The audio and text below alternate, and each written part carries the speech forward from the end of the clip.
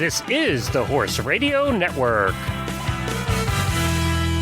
This is episode 119 of the Stable Scoop Radio Show on the Horse Radio Network. Glenn and the Arabian Nights.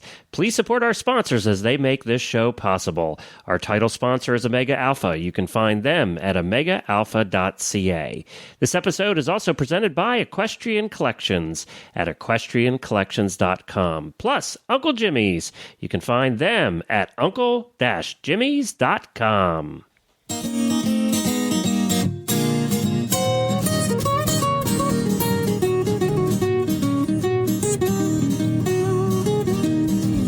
This is Glenn the Geek talking to you from Arabian Nights in beautiful Orlando, Florida. We're recording the show right in the middle of the stadium here, so if it sounds a little echoey and hollow, that's why. It's because we're sitting in the middle of about, I don't know, we'll find out how many seats here shortly. And I have Audrey Paget with me. She's the Executive Vice President of Arabian Nights. I actually met her a couple years ago and when we did a show here on Stable Scoop.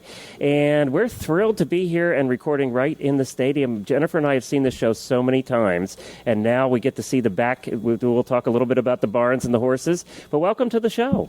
Thanks, Glenn. It's great to be here, and we're looking forward to sharing some of our information on what goes on behind the scenes. Would you like to introduce the two beautiful performers you have with us today? Sure, I'd be happy to do that. We have performer Melody McCrae and Emily DeValley, whose last name I know I mispronounced, and I apologize. Do you notice I threw that to you to do? I did. Way to go, I'm no Glenn. dummy. So tell us a little bit, for those that don't know anything about Arabian Nights, which, by the way, if you don't know anything about Arabian Nights, you're not in the horse world. Tell us a little bit about Arabian Nights. When did it start, how it began, that kind of, a little bit about the history. Arabian Nights was opened February 29th on Leap Day in 1988. It was the dream of Mark and Galen Miller, who were career horse people. Mark's mother, Basie Tankersley, bred Arabian horses at Almara Arabians and still does. She was one of the first people to import Arabians. And growing up on that farm, Mark met a lot of people, a lot of performers. He actually sat on Roy Rogers' horse Trigger and really wanted to share horses with people in a more theatrical way than a horse show. They wanted to have a venue where people could come in and see horses performing without having somebody narrating step-by-step what maneuvers they were doing, something more exciting. And they moved to Micanopy, Florida, which is a small place outside of Ocala, and came on a family trip to SeaWorld where they were inspired to have this idea for a horse theme park, which later they realized maybe was a little bit more to bite off than they thought. So they started off with a dinner show, Arabian Nights, and they named it Arabian Nights because of their Arabian horses, and also because they liked the story of a genie, having a genie to move the story along. It gave them a lot of room, a lot of ways to have different acts and different time periods represented in the show. We've had this discussion a number of times on the show. Most people who are not familiar with horses, their first experience with horses are at an entertainment event of some sort, whether it's Arabian Nights or Medieval Times or at Disney World and they see the horses walking down the street. Whatever it is, that's where they first meet horses. Yes, it is, and what Mark really wanted to get across at Arabian Nights is that bond that people have with horses. I think you see it here, you see it when people see a horse pulling a carriage, anything, they're drawn to the horses. There's something intuitive that people really like about horses, and he wanted to showcase that here. And that's one of the more fun aspects of our show is, we have a VIP experience where people can pet the horses. The guests can pet them at the end of the show. They really get to touch them and feel them and see what they're like and how they respond to their performers and how they work with their performers. And it's the show itself. I mean, it's music. It's loud music. It's, it's a lot of people in the stands who are cheering and clapping, and it's the energy of the room that really makes the show what it is. And, of course, the horses and, of course, the entertainers, which we're going to get to here in a second. But I think when we first came here, we were amazed that there was such a thing. First of all, there's not much of this in the horse world anymore. There used to be other shows more shows that would travel and do horse-related things, but there's just not as much of it as there used to be. I think the World Equestrian Games gave us a good look at all the different horse entertainments that are out there in one place, which was, you said you got to go. I did. We were there actually on behalf of Almara Arabians. They were there for the Arabian Horse Association. So we took a couple of our horses. our costuming department put together the costumes, and we did a breed demonstration to show people what Arabian horses can do. Yeah, the breed demonstrations, and it was unfortunate at the World Equestrian Games because it seemed like the demonstration, the two worlds just didn't meet, the competition world and the demonstration world. And I was there every day, all day. And finally, one of the days, I got free from watching reining and vaulting and everything else, and I went down there. I had a blast watching what was going on the other side of the park. And I think a lot of people maybe missed that and was unfortunate because there was some really cool stuff going on over there. It was such a big venue. I mean, they had it such a spread out venue, and the My times feet knew for that things, too, by the way, Audrey. Yeah, mine too. I had a golf cart, so I was lucky. Oh, on you got that. lucky. I didn't even have a golf cart. But it the vaulting overlapped with the reining, and that like the events were overlapping, and so if you were trying to be there and see a lot of different things, it was very hard to do that. But it was a really neat event, and I think it introduced a lot of people to horses, which is one of the things that we do here, and that's why we have so many disciplines in our show and why we use the lights and the sound and everything to really bring that home to people and make it exciting. Well, let's talk a little bit about the statistics. How many can you seat here at the stadium? We seat 1,200 people here in the arena. Boy, it seems like more than that when everybody's in here, doesn't it? Yeah. And that includes 80 people in our skybox, which is good. I have been here 5-6 times, never noticed that there was a skybox for the special people up there. Now, that also has another purpose, too, you said. It's for special events, if somebody wants a private party, guests who have allergies, which, believe it or not, very few people actually know they're allergic to horses. Until they leave. And then our guests with special needs, because the entire front row is wheelchair accessible. Well, yeah, you do accommodate almost everybody here. And what's neat is you get to eat dinner during the show, which is kind of cool. You actually sit at long tables. And now the dinners are always good, too. And now you said you do make the food here at Arabian Nights, so that's not imported either. No, we do make our food here. We have a separate kitchen, and our food and beverage director was actually a sous chef at the Peabody Hotel before he came to work here. And he really enjoys special events and things like that. But on a daily basis, we have 5 different entrees that the guests can choose from: a sirloin steak, a black Angus chopped steak, pork tenderloin, chicken breast, children's chicken fingers, and actually we have a 6th, which is a vegetarian lasagna that's available at that request on that day. You don't have to pre-order it. You can just ask for it. And when's dinner? I'm getting hungry already. Haven't heard talk about that. Melody. Well, you get a choice of dessert. Melody, you've been here for how long? A little over 3 years. And you're one of the entertainers. You're a rider. Yes. Were you a rider first? Yes. Yes. So what age did you start riding? Probably before I could walk and talk. Oh, really? Now, you came from a horsey family then. Yes. And what did they do? What kind of riding? Well, when I was really little, we had a family business. We did pony rides, petting zoos, carriage rides. So we had a little bit of everything. We even had a camel at one point in time. So we did that for a long time. Have you tried to introduce a camel to the show? No, not yet. It'd be appropriate, actually, in the show. I have 2 goats. I mean, I think that's enough.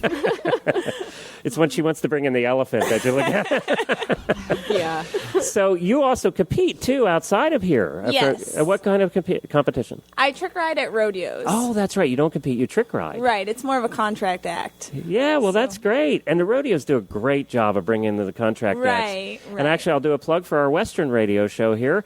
My co-host on the Western radio show is Alan Moorhead, and he announces at many of the rodeos around the country. Oh, yeah, I know who that is. Yeah, so he's my co-host for the Western radio show. Awesome. So I'll have to tell him I saw you. Yeah. He's probably announced you a few times. I think so. Yeah, well, that's great. So now you came from a family that was a little bit into theater, really. Mm-hmm. And so was that where you got both? Usually you start out as a horse person, you start out as a theater person, and you switch and you learn the other. You had both. Yes. So it's in the blood. Yeah. Yeah. So do you would you ever do theater without the horses? Probably not. No. So you can do stage? No, I just like the horses way too much. And you're a trick rider, so you do some of the acrobatics and things like that. Who were you taught by? I actually learned from my aunt. She learned probably about 2 years before I did, and she went on the road and was gone all rodeo season, and then she would come home on the off months, like winter time, and then we just kind of mess around and play around, and I decided that's what I wanted to do. By the way, everybody, Melody does not look old enough to have done any of this, by the way. And you've worked here for a few years, haven't you? And you, from what I've heard from Audrey, you can do pretty much anything in the show. Yep. You're versatile. So Yep. you're the one, if nobody else wants to do it, they throw you up? No. Melody's actually the only female performer here to jump through the fire hoop during our Gypsy really? Act. Well, that's terrific. So she's a little I bit guess. of a daredevil. And the dump truck. Are you the one trying to talk him into the more dangerous stuff all the time? Sometimes. But then I realize when I'm off, somebody else has to do it. Nobody else wants to do it. All right, let's say hi to Emily. Hi, Emily. Hi. And you live in Daytona. You live over at the beach? Yeah, I live at Deltona. Oh, so Deltona it's like Beach. 20 minutes away from Daytona Beach. Okay, and that's like an hour drive from here. Mm-hmm. So you have a hike to come in. So you must like what you do to come in here every day. I do. I love the horses, and the performing is so different, and you learn so many different types of riding. Now, did you start riding or entertaining? Yeah. No, I started riding. And how old were you when you started riding? About 7. I By took the way, Girl she- Scouts. She doesn't look old enough to have done any of this either. So, okay, so you started in Girl Scouts. Yeah. Isn't that interesting? Yep. You don't hear that very often. No, I know. So It what was kind in of- New York, actually, too. Oh, really? Yep. What part of New York? Long Island. Oh, okay. Yeah. You didn't have a whole lot of choices there. No. So now, did you start English or Western? English. English. So you started Western, right? Yes. Yeah, so we got an English and a Western here. Mm-hmm. How'd you end up here? I've seen a show since I was a kid, and it's always been like a little dream of mine to work here, and my dream came true. Did you just apply one day? Yeah. Yeah? Mm-hmm. Now, is there any criteria? What's the criteria, or what do entertainers need to get a job here as an entertainer? That's actually pretty diverse depending on the person's background. We take people like Emily and Melody who have riding experience, but we also will hire people who are not riders if they have another specialty skill, usually. Actually, our current barn manager, his name is Csaba, and he's a Hungarian acrobat, and he came to us 8 years ago strictly as an acrobat. Learned how to ride here, learned how to do the acrobatics on moving horses, and is now able to ride and perform in the other riding aspects in the show. I want to hear more about the barn manager, too, because the barn manager in any other place takes care of the horses and does nothing else. That's a little different here at Arabian Nights. So let's take a break. We'll take a commercial, and we'll be right back and continue our conversation in the arena at Arabian Nights in Orlando, Florida.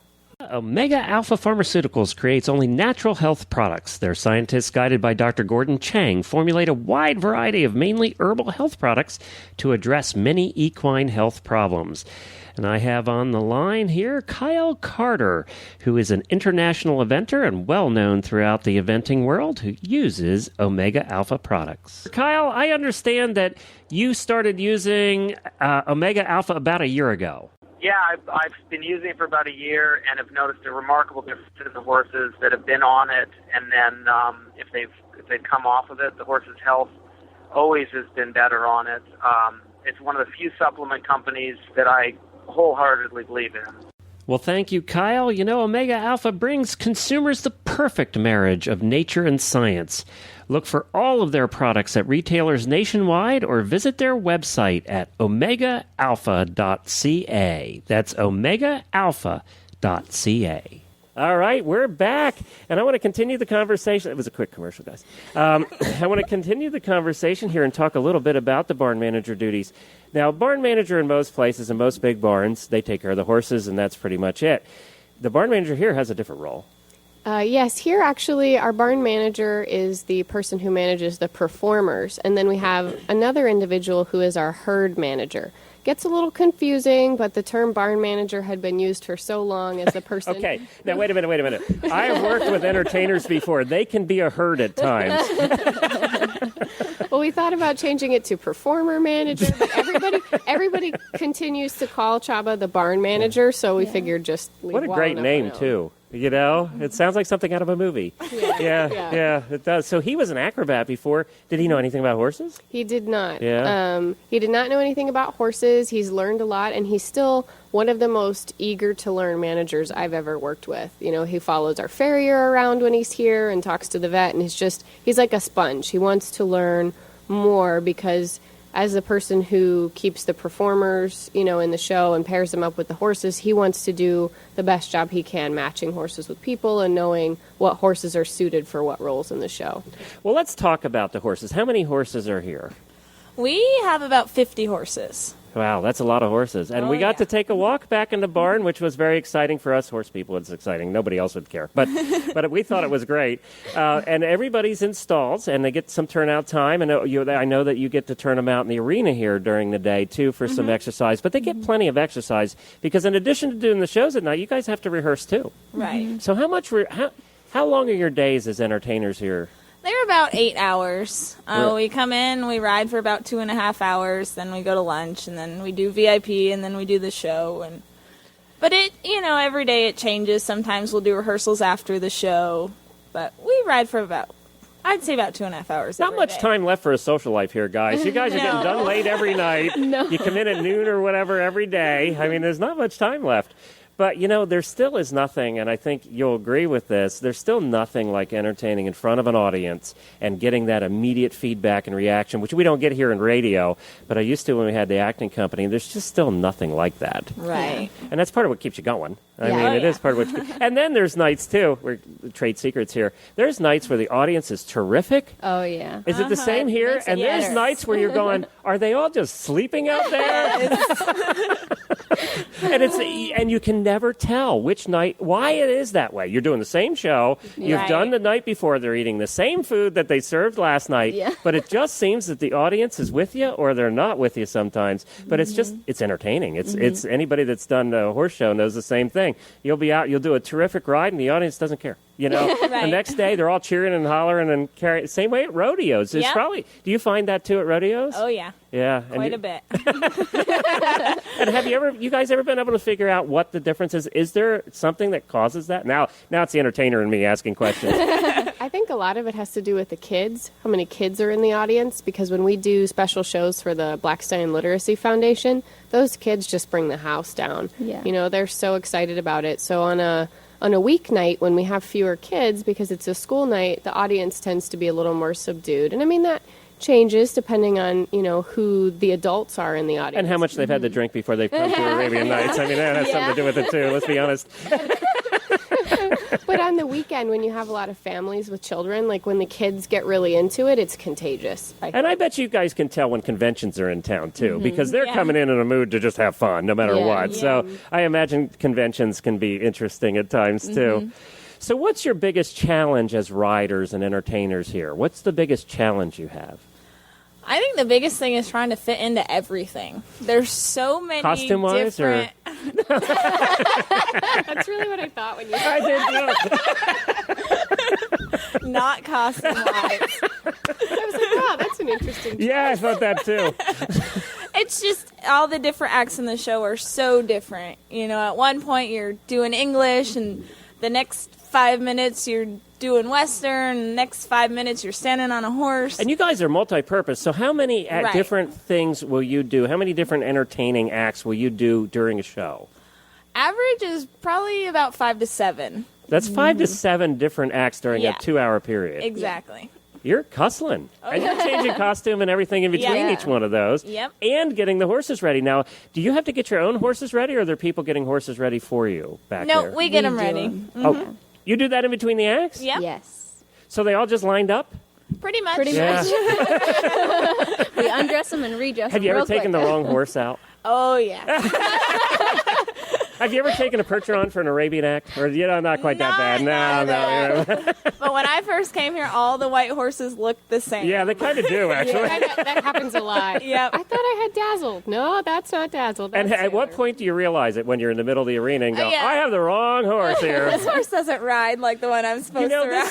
I wanted to ask you this because we did improvisational theater. That's all we did. We did 10 years of improvisational theater. So we didn't have a script that we could mess up. It just was what it was. You guys have music. Everything's pretty well choreographed and timed. Yes. But is there improv? I mean, at times you must do improv at those times when you have the wrong horse. And Right. The Gypsy Act. Yeah, and the Gypsy Act, especially in the Christmas show, when we do the Gypsy Act, we get to be elves and we get to be funny and, during the regular show, we're more serious and conservative, and it's just fun to let As loose serious in the as conservative as Christmas show. gypsies can be. Yeah. And you do have tell us about the Christmas show coming up. I love our Christmas show. It's my favorite, and I'm biased on that because I actually wrote in our Christmas show when I was hired. But it's very festive. We have everything from a Winter Wonderland act with all the, white Arabians and people, in their beautiful white tuxedos, top hats, and gowns. And then, the elves act, which is really fun. They get to kind of clown around a little bit, and it has great energy. Our horses get to be reindeer in another act in our show, and they bring in Santa. And then I think one of the most loved or hated acts in the show is our gingerbread act. The audience really loves it. The performers are not so fond of the You have to dress in like gingerbread costumes? Yes. You have to be like flat gingerbread people? Oh, Pretty they're much. not flat. They're not flat. They're not but- flat. Okay. I was picturing the flat They gingerbread have people. huge heads. You have to ride with it on? Yep. Oh, great. Yeah, and you probably can't see very well. That Yeah. probably doesn't help either. Yep, and you're actually riding bareback because the costumes are neoprene, and the costume designer at the time wasn't really thinking about how someone with a 5-pound head would get on a horse. So this way, if someone gets hung up on something, you don't have that problem. But it's very funny because some of the performers like to horse around in that act, and they're pushing each other in neoprene costumes on these bareback horses, and you're like, oh. Talk about hot under the lights, too. yeah. Oh, my gosh. It's like wearing a wetsuit. Yeah, it Yeah. would be. Yeah. It definitely would be. Well, Emily, I wanted to ask you, now you're petite in Yes. stature, so they give you all the roles that require the petite girl. Pretty much. You get the elves and all of that stuff. Yes. Yes. Have you found that to be an advantage or a disadvantage? It's a disadvantage when you're getting on the bigger horses. You always have to ask They don't someone give for you a leg mounting up. block back there? You do, but it's not high enough, believe it or not. It's 2 steps. I need 3. So you're getting legs up like a jockey all night. Yeah, exactly. And I feel bad because I know everybody else is in a rush, and I'm like, please. Well, let's take another commercial break here, and I want to come back. I will have my audience revolting if we don't talk about the horses. So let's talk more about the horses when I come back, and we'll be right back with the Stable Scoop Show from Arabian Nights here in Orlando, Florida. It is that time of year again. Time for Christmas shopping and holiday gift shopping. And you want to do all of your holiday gift shopping for those horse lovers in your life or your horse at equestriancollections.com. And just for you, they have a special coupon to help you in your holiday shopping this year. You can get $10 off on your order over $120. So that's $10 off on your next order over $120. Just use the promo code Radio Show, all one word, Radio Show, at checkout, and they'll give you that $10 off. You need all the help you can get this holiday season. Things are tight, but I know you still want to buy those terrific holiday gifts at prices you can afford, and you can do that at equestriancollections.com. Just for our listeners of the Horse Radio Network, use the coupon code Radio Show, all one word, and you will get $10 off that next order of $120 or more. Stop on over today for all of your holiday gift shopping needs at equestriancollections.com. Well, we're back here at Arabian Nights, and we're having a blast just talking about entertaining. But I better talk about horses, or my audience will like lynch me. So I'll be getting emails all week. So let's talk about the horses. Most of the horses are Arabians, and you mentioned where they come from. So, and they come in here. What I was surprised with what you told me was that they actually come in here with very little training, like 60, 90 days of training. So you're taking them through the rest of their training here, right, Audrey? Yes, that's correct. Most of the Arabian horses that we get from Elmara come in with 60 to 90 days of basic training. Occasionally we Which get... means you can hop on and they can steer pretty much. Pretty Yeah. much. Occasionally we They do... might not buck you off depending on the day. We do occasionally buy horses specifically for different acts. You know, if we know we need a reining horse, we buy a trained reining horse. Or if we, you saw Silver Charm, one of our horses that we just got that was in dressage training. So we do outsource, I guess, some of that training just because with a daily show Yeah, how do and you have time rehearsals, to it's train, very too? hard to And- train and- a lot of the horses. And that is a misconception that a lot of people have that haven't been to the show. It's not just Arabians in the show. No, we have 14 breeds of horses, everything from your favorite little Shetland ponies up to I our love the Percherons. Shetland ponies. I did like the Shetland ponies. I'm glad. But nobody else here likes the Shetland ponies. We like them. They just have their very own personality. Oh, Shetlands do. It's a pony thing. It is hilarious. You used to do pony rides. You know what that's like. Oh, yeah. It's hilarious, though, Glenn. You were asking about, the audience and whether they appreciate things in the show. It drives me a little crazy because we'll do, advanced dressage maneuvers in our show and get a golf clap from our audience, but the Shetland pony just walks into the ring and the audience goes crazy. And you put the little Shetland in a cart and they're like ecstatic, Yeah. That's true. Yep. That is true. And so you have Percherons, you have all... Now, I imagine you would have to use some of the larger draft breeds. You do a lot of vaulting and acrobatics as well. Yes. So... Here I'm calling it vaulting. It's probably more called acrobatics in this show. I just got done with the World of Question Games. I watched 4 days of vaulting, so I have a new appreciation for vaulting now after watching that. Though It's hard. it is amazing. We'd like to incorporate more of that with the hard roller into the show, but right now it is mostly circus-style acrobatics. Kai Vorberg said he's probably going to be hanging up the vaulting thing here pretty soon. He'd probably come over from Germany to get a regular job at this point. We actually have an act that goes on the road show with us that does vaulting. They're associated with the American Vaulting Association. Oh, great. So that's pretty neat. Cool. And I want to talk to you a little bit about the roadshow and your cause there because I think it's a good one too. But okay, so the horses. So you guys, okay. Is there any horses that you guys go, oh, I got that one tonight? Or do they punish you by going, I'm putting her on that one tonight? You were here 10 minutes late. You're getting Charlie. Half and half. Yeah. So tell me about, okay, we'll start with Emily. Tell me about... My favorite that I ride pretty much every day is Amazing Ray. And he's just like the smallest little horse, and he's perfect for me. So why do you like him? He's just little. You can get on without that leg up? Exactly. That's funny. That is funny. He's very sweet, And he's too. just so cute. He's like a puppy almost. Now, what breed is he? An Arabian. He is an Arabian? Yes. And, one of the things about Arabians that you must like is they don't tend to be 17-2. So Exactly. you're in a little better shape with the Arabians. Yep. Okay, so Melody, which is your favorite and least favorite? My favorite is Inca. He's one of the Indian Native American horses. He does the reining and stuff. And I like him just because he's so grouchy. Now, there's a true horse girl. He's just cool. Like, he's just got that attitude like, I'm awesome and I don't really care what you think. They say that riders match their horses in personality. So there you go. Yeah, there you go. So which is your least favorite? Sailor. And why is Sailor the least favorite? Sailor's not horrible. He's just been here for a long time and has been through a lot of different kinds of riders. Oh, and, yeah. You get the people who are just learning to ride who are kind of all over the place. And, then you're more advanced and you get on him and Sailor laughs at you. I'm not He's going to like do the that. lesson horse, that knows everything you could possibly do. And he's like, not today. Not today. Nope. It's my day off, whether you're up there or not. Yeah, that happens.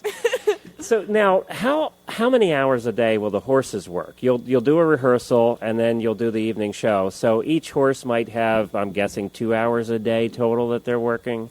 Yeah, between 2 and 3. 2 and 3 hours. So, and do you ride each of them every day? Do they try and ride each of them every day? Or do they get days? I'm assuming they get days off. Yeah. Yes. Yeah. They kind of take turns. Do they? Especially depends on the acts that they do. And that's why you have to have so many, I'm assuming, Right. is because of those days off, just like we all need them. Yeah. So does a horse, what's the lifespan of a horse here at Arabian Nights? Can they stay for years? Do you have ones that have been here for years? Yes, we have some who've been here quite a while. Inca actually has been here. I think he's 15 or 16, and he's been here about 10 years. He's been here for a while. Wow. He's actually hopefully going to be retired after our Christmas show, and Melody's going to take him home. Oh, great. I was going to ask what happens to the horses after. I imagine it's pretty easy to find them good homes. They're well broke. A lot of our performers actually will sign up to take them because, as you heard from both Emily and Melody, they form bonds with the horses. Right. Yeah, you would if you're working with them that closely every night. Right. For sure. Although you're working with so many, it's Yeah. You do have your favorites, I'm sure.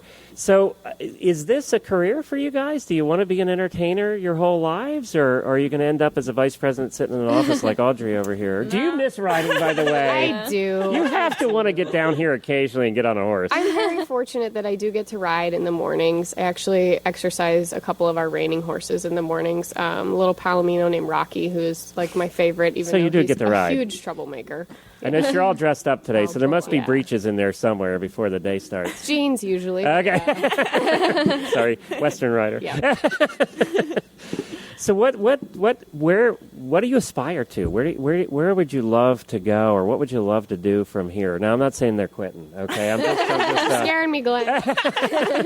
Well, I really enjoy my job, and I think it's kind of a hard one to answer because I want to do this as long as I possibly can. And when I can't do this anymore, you I'd look to like you're be able 12. to- This shouldn't be a problem.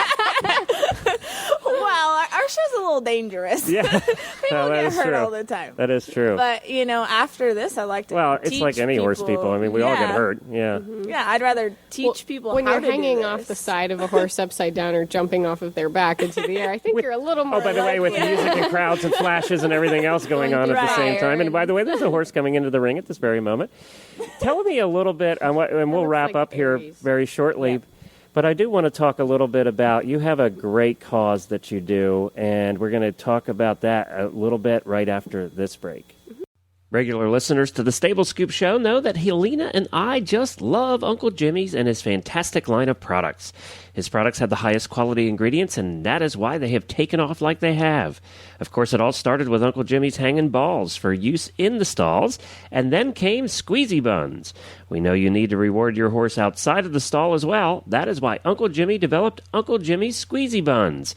Squeezy buns are all natural and loaded with nutritional ingredients for your horse. Unlike similar products on the market, they are individually wrapped to preserve freshness and eliminate mess. With competitive pricing and Uncle Jimmy's quality guarantee, the Squeezy Buns promise to be a hit among horses and horse lovers alike. Learn more about all of Uncle Jimmy's products or to find a dealer, visit uncle-jimmys.com. That's uncle-jimmys.com. So tell me about the cause, and I think you're clapping. It's just funny. Melody's involved in this, right? You're Yes. involved in this. So tell us about it. What is it?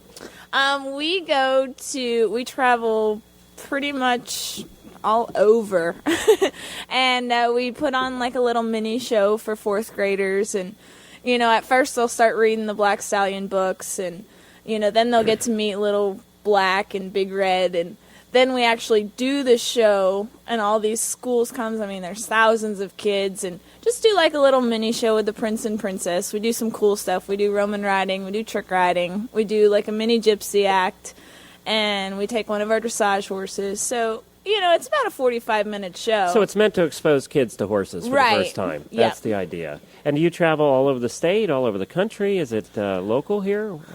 We do a lot of local stuff, as far as Jacksonville and Ocala, and we've been down to Miami recently.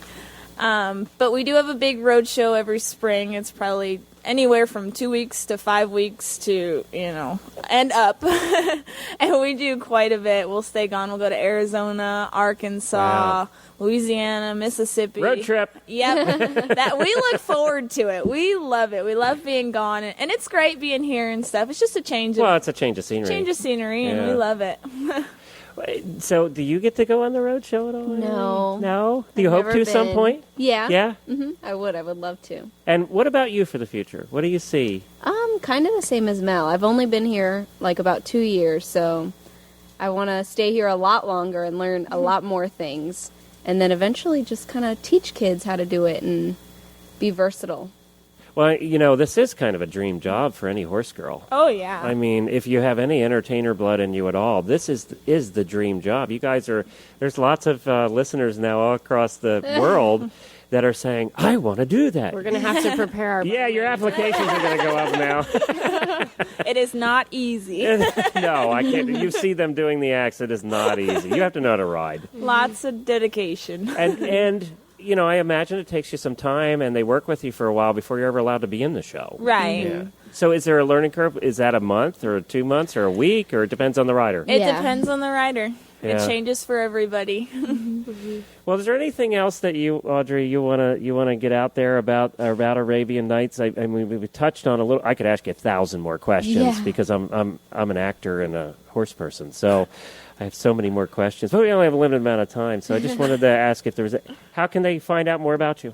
They can find out more about us by checking out our website, which is Arabian-nights.com, finding us on Facebook, following us on Twitter.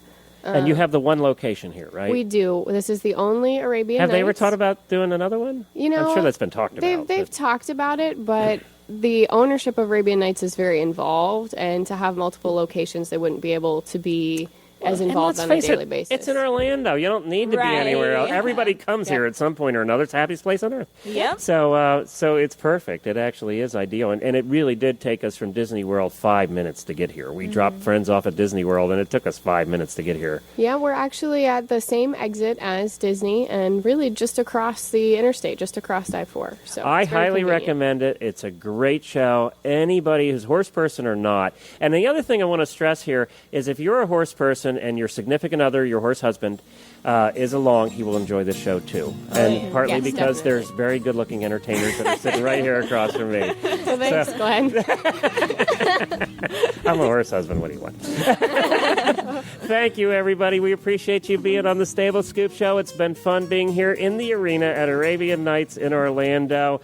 Hey, everybody, have a great week. We'll be back again next week here on the Stable Scoop Show, part of the Horse Radio Network. Remember, you can see all of our shows at horseradionetwork.com. And don't forget to catch our live show, 9 a.m. every morning on the Horse Radio Network. It's called Horses in the Morning. Have a great week, everybody.